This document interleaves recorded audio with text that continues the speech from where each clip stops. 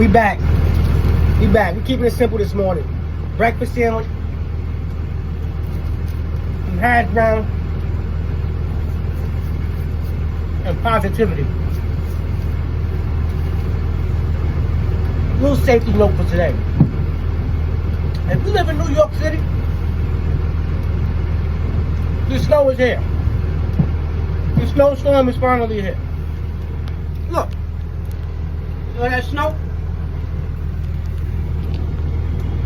I say that to Jay this. Drive careful. There's no point in the rush. What's the point of rushing? What's the point? The objective is to get back home to your family. Ain't no point in rushing and you got a 4-wheel drive, you got an all-wheel drive, you think you can do this, you think you can... No, you can't. Drive safe. You feel me? Be courteous of others around you. You know what I'm saying? You could be the reason somebody don't lose their life today. Think of it like that. Alright? Everybody be blessed, stay blessed. Have a great day, you know what I'm saying? Stay humble.